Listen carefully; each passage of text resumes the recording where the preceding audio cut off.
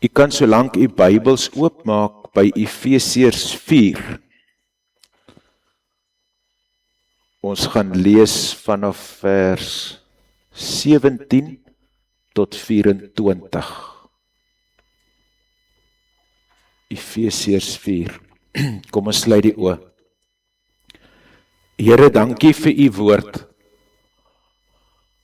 En dankie Here dat ons dit ons in mag noem. Dankie dat ons elkeen 'n Bybel kan hê. Maar Here, dis ook ons gebed vanmôre dat U ook hierdie woord vir ons sal kom oopbreek, dat U deur hierdie woord ons sal kom ontmoet, en met hierdie woord ook tot een en elkeen van ons sal spreek. Seën ons in die oordenking van U woord vanmôre, o Here. Ons bid dit in Jesus se naam. Amen. Ons het met die reis deur Efesiërs tot hier nou gekom waar die individu weer bietjie sterk deur Paulus aangespreek word. Ons kan eintlik sien dat hy spreek die groep aan, dan sak hy in na die individu toe, dan gaan hy weer uit na die groep toe, dan gaan hy weer terug na die individu toe, omdat in die groep sit ons ook met 'n individu met 'n bepaalde roeping en rol op sy of haar lewe. En gaan Paulus nou hier bietjie verder om die elke dag se lewe as te ware van die gemeente aan te spreek, die lidmaat of die groep gelowiges waar hulle elke dag bevind in woon en in werk. Efesiërs 4 vers 17 tot 5 vers 20 gaan nou eintlik oor hierdie hele gedeelte oor hoe die gelowiges hulle elke dag se lewe moet inrig.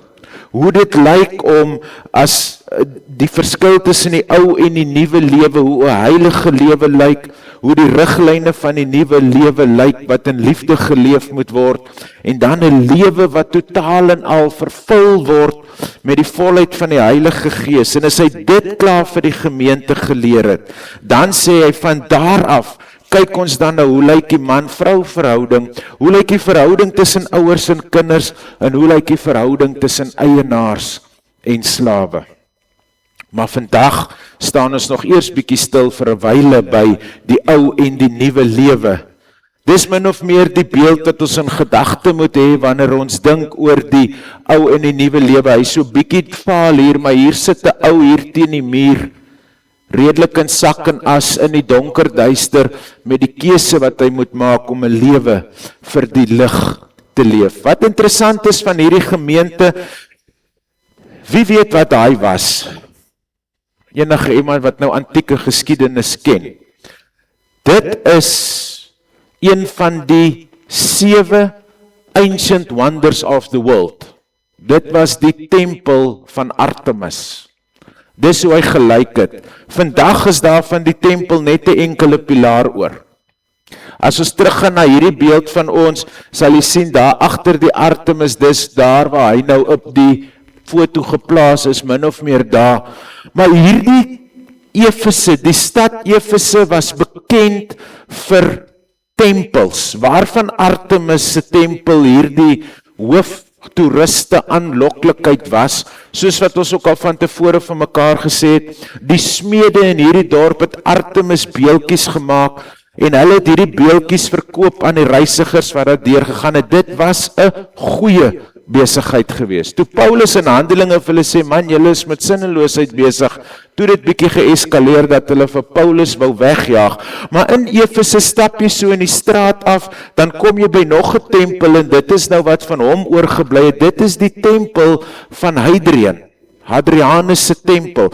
So hier was verskriklik baie, amper sê ek 'n groep tempels, gelowe, gode wat in Efese aanbid was. Hierdie aanbidding was gekenmerk deur die allerderglikste praktyke, offers, heidense manier van dinge doen, tempelprostitusie, noem maar op. Dit was geken in hierdie tyd gewees. En dan, vir die van u wat nou nie, julle sal dit nou nie hier sien nie, daar agter, daar teen daai gedeelte, is 'n groot relief van Medusa se kop, wat ook nou nog daar staan. Nou vir die wat nie weet, wie is Medusa nie, as jou vrou nou lekker geslaap het, party aande en sy het lang hare en sy word wakker, dan staan haar hare min of meer soos Medusa. Maar gaan doen maar so bietjie navorsing, gaan lees bietjie oor die tempel van Artemis en Hadrian en Ek sou u baie graag deur 'n geskiedenisles wou sit, want ek raak opgewonde as ek oor die goed praat, maar kom ons los daai maar vir 'n ander dag. Maar wat ek net wil hê ons moet raak sien is dat dit was nie hierdie veilige, gemaklike, geborge geloofsgemeenskap en hulle was aan alles blootgestel. En wat nou gebeur het is in die normale loop van die lewe, is hierdie gelowiges gekonfronteer met 'n klomp goed en heeltyd besluite wat hulle moet neem. Bewuste besluite wat geneem moet word. Nou baie van hierdie ouens ook tot bekering gekom uit hierdie heidense godsdiens uit in hierdie nuwe lewe in. En dan soos hulle nou 'n ruk verder in die lewe aangegaan het, dan is daai neiging na die oue mos maar nog steeds voortdurend daar wat na jou opspring. En dan skryf Paulus nou vir hulle die volgende woorde: In die naam van die Here doen ek 'n ernstige beroep op julle. Moenie langer soos die heidene leef nie. Hulle gedagtes lei tot niks. Kyk nou weer, nee, ons het net ou vir mekaar gesê oor die gedagtegang.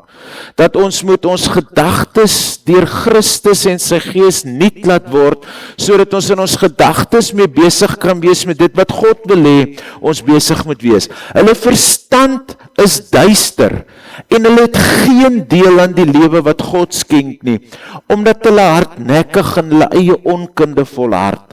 Hulle het heeltemal afgestomp geraak en hulle met 'n onversadigbare drang aan losbandigheid oorgegee om al wat vuil is te doen. So dis die een kant van die verhaal. Dis die ou kant. Nou kom hy en hy sê, maar dis nie hoe julle Christus leer ken het nie. Julle het tog van hom gehoor, en omdat julle sy volgelinge is julle onderrig volgens die waarheid wat in Jesus is. Hou dan op om te lewe soos julle vroeër gelewe het. Breek met die ou sondige mens in julle, wat deur julle sondige begeertes verteer word. Julle gees en julle gedagtes moet nuut word en lewe as nuwe mense wat is die beeld van God geskep is. Leef volkome volgens die wil van God en wees heilig. So Paulus kom en sê, hier's 'n drastiese skuif, kom ek gaan net so 'n bietjie terug wat moet plaasvind, vanuit die duister na die lig toe.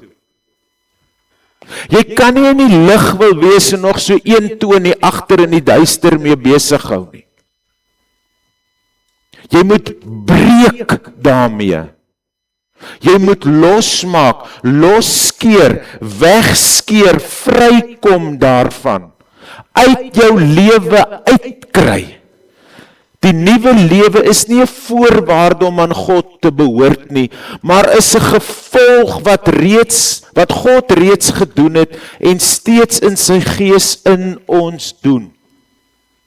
Dis iets wat alreeds aan die gang is in jou lewe. Nadat daardie ingrypingsmoment in jou lewe plaasgevind het, die proses van omdraai, wegdraai, wegskeer, losskeer, afbreek met dit wat agter my is. Dit moet eintlik so breek dat dit onherstelbaar is, dat daar nie meer potensiaal moet wees om te kan terug daarna toe nie. Maar vir dit vra dat daar 'n paar goed moet gebeur in my lewe. Paulus gaan so duidelik en sê vir hulle, hoe lyk 'n lewe sonder God? Dis nuttelose denke, verduisterde verstand, vervreem van die lewe van God met 'n stuk verharding van die hart, waar dit gaan net oor ek en my genot en my gerief en my vooruitgang en ek voel niks vir my medemens nie. Dis hoekom hy sê, julle gaan anders moet dink. Hier gaan 'n transformasie in jou gedagte moet plaasvind, om die lewe en die elke dag te bedink soos God se gedagtes daaroor is.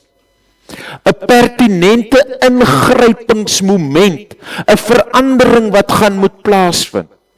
Vers 19 sê hoe die eindpunt van hierdie duister proses is, as hy sê, hulle het afgestomp geraak en hulle oorgegee aan losbandigheid en allerhande onreinheid met 'n voortdurende begeerte na meer. Dis daai proses van ek kry nie genoeg nie, dit word nie versadig nie. Dit raak al hoe boser, al hoe erger, al hoe meer, want ek kry nie daai ding wat vreed gevoer nie. En dis wat Paulus vir hulle gesê het, dit kan nie in jou lewe so wees nie.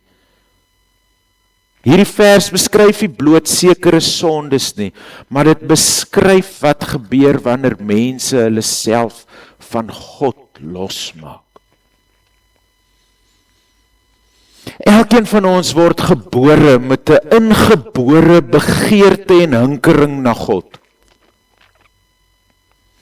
En is net God wat daai begeerte en daai hinkering kan vul. En jy gaan maar kan probeer om met die duister werke of met die verkeerde werke in hierdie beeld nou die duister kant van die lewe te probeer om dit te vul. Jy gaan dit nie vol kry nie. Jy gaan al hoe meer, al hoe verder en maak nie saak hoe ver jy wegdwaal nie, daai begeerte gaan net al hoe sterker en al hoe groter raak. Daar's net een wat daardie behoefte kan vul. Is Christus, deur sy Gees, wanneer die verhouding tussen my en God die Vader herstel is. Eers dan vind ek sin, vervulling, nut en betekenis in my lewe. Julle het Christus leer ken. Hy sê nie, julle het 'n nuwe filosofie geleer, of julle het beter morele beginsels geleer, of julle het bloot net 'n ander godsdiens gekies nie. Julle het die waarheid leer ken. Die waarheid wat Christus is. Dis vir hom wat julle leer ken het. En dit bring 'n pertinente verwagting in jou lewe. Ek wil amper so ver gaan om te sê dat daar's 'n premie wat op my lewe geplaas word. 'n Premie van anders dink, van anders doen, van anders optree, wat nie gelykvormig is aan die wêreld nie, maar wat waardig is aan die roeping wat God op my lewe geplaas het. Onthou, hierdie gedeelte wat ons mee besig is, word nog steeds opgehang aan vers 1 wat sê, vers 1 en 2, dat julle moet 'n lewe leef in ooreenstemming met die roeping wat julle van God ontvang het. 'n daaglikse besluit en 'n daaglikse keuse daarvoor. Om te sê dat ek dit so gaan doen. Die woord waarheid wat hier gebruik word, verwys nie net bloot na feite nie. Dit beskryf die werklikheid van God soos dit in Christus Jesus geopenbaar word. Om Christus Jesus te leer ken beteken nie om meer kennis oor hom te hê nie, dit beteken om deel te kry aan sy lewe. Ek moet nie van Jesus of van God weet nie, ek moet eerste handse kennis, persoonlike verhouding hê. 'n bewuste ingesteldheid om 'n lewe te leef, gelykvormig aan dit wat hy van my verwag en dit wat hy my vooruitstap. 'n navolging van die waarheid wat Christus Jesus is. Dis nie 'n social gathering of 'n klub waaraan ek behoort met 'n keuse nie.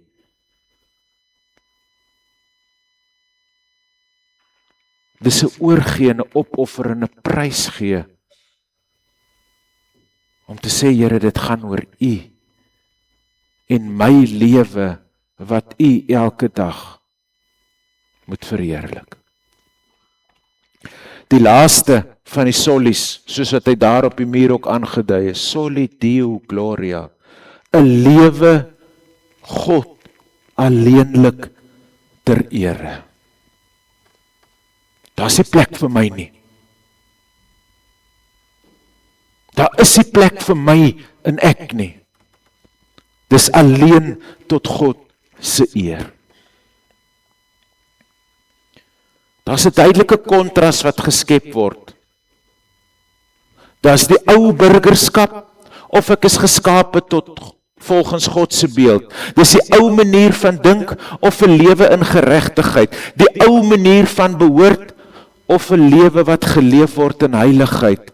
'n Ou manier van leef, of die lewe wat geleef word in waarheid. En die waarheid is Christus. So jy kan nou in die verhardheid van jou verstand en jou denke loop voortploeter in 'n soeke na iets wat jy nooit vervulling op gaan kry nie, of kan jy die ware Christus leer ken en 'n lewe leef wat sinvol is en wat betekenis het voor God. Hier is dit myself, hier is dit God. Maar Paulus sê vir die gemeente, julle weet wat die waarheid is. Julle het Christus mos leer ken. Christus is nie 'n bysaak by my huidige lewe nie. Hy is my lewe. Dit vra baie meer.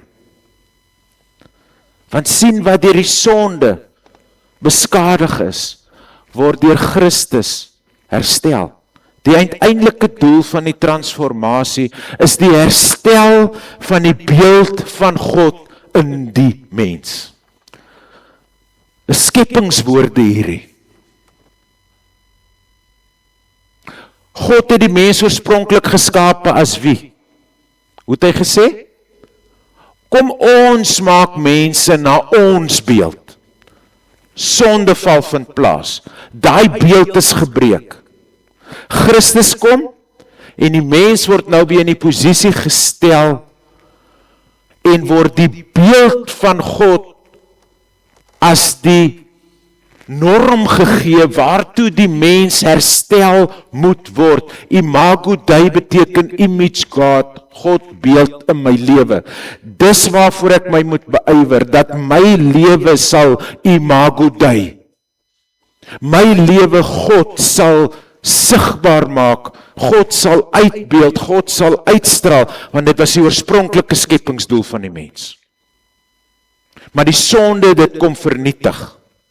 Die ou duister lewe is dit wat kenmerkend is van 'n lewe wat nie dit reg kry om God te imago Dei nie.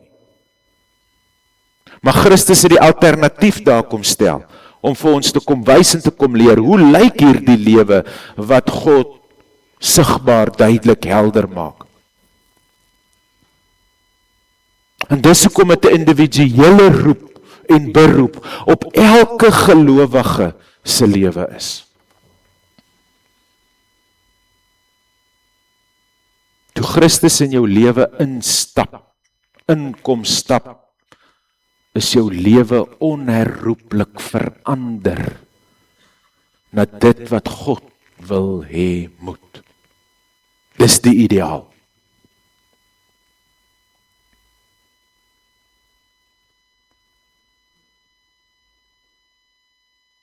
Liewe gemeente, kind van God, jou doel in die lewe is om die gebroke beeld van God wat daar in jou lewe was, deur die Gees in Christus te laat herstel. Dis iets wat jy self kan doen nie. Maar iets moet hier in jou kop gebeur, dat jy God kan begin bedink in jou elke dag se lewe. Paulus beskryf die heilige lewe in 3 bewegings. Aflê van die ou mens, vernuwe van jou denke en die aantrek van die nuwe mens.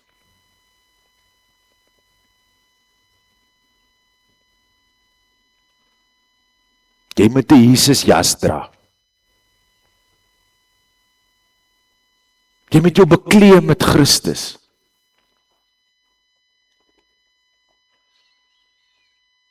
Hy moet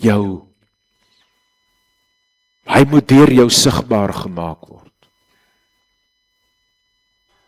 Jy moet hom openbaar, jy moet hom duidelik maak, jy moet hom vir die wêreld wys. En weet julle wat is die wonderlike? Dis nie net spesiale mense wat Jesus moet beliggaam hê. Dis ons almal. Dis nie 'n roeping net vir sekere mense of wat slim genoeg is of nee, ons almal moet dit doen. Ons almal moet dit sigbaar en duidelik en helder maak. Want ons kan nie bekostig om nog heidense neigings te hê as ons wil bely dat ons kind van God is. Ek moet daarmee breek.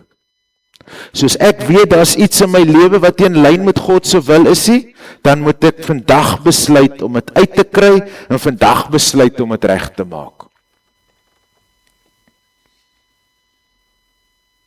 In my verhouding, in my elke dag se lewe, in my wat ook al, my verhouding met my kinders, my verhouding met my ek gaan nou alweer Efesiërs vooruit, ons is nog op pad sterk soontoe.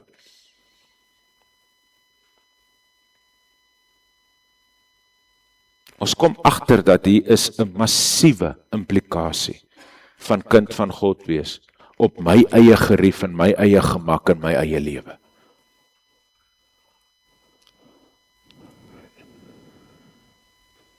Ek wonder baie maal is dit nie dalk hoekom Jesus gesê het, ek wonder of ek met my wederkoms nog geloof op aarde sal vind. Omdat dit wat gevra en verwag word so ingrypend is, dat mense net nie daarvoor kan sien nie. Ek sal eerder hier in die modder van die vorige lewe voortploeter, as wat ek uit daai gat uit opstaan.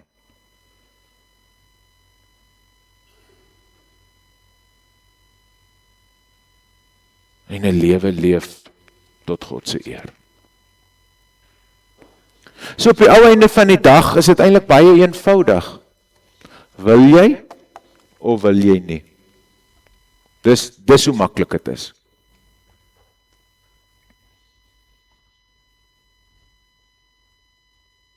Dit is 'n keuse wat jy moet maak.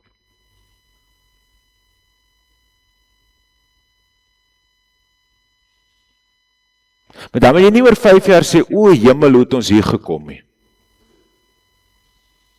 Jy het 'n keuse. Want sien, as jy die nuwe mens aantrek, moet jy die ou mens uittrek.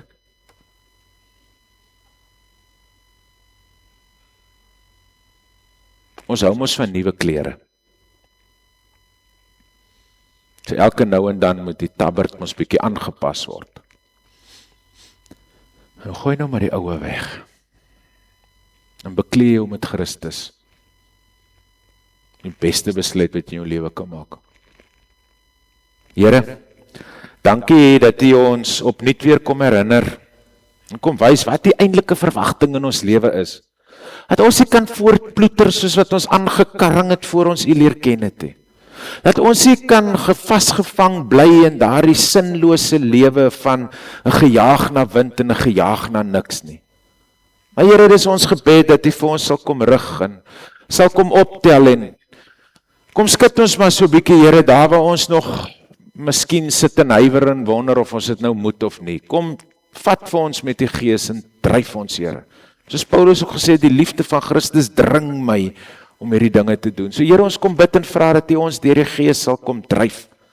Dat ons meer kan word dit wat U wil hê ons moet wees, o Here. En stel U vir ons in staat om ook in ons elke dag se lewe Imago Dei na te jaag, Here. Om U sigbaar en U duidelik en helder te maak in 'n wêreld wat U brood nodig het. Ons bid dit in Jesus se naam. Amen.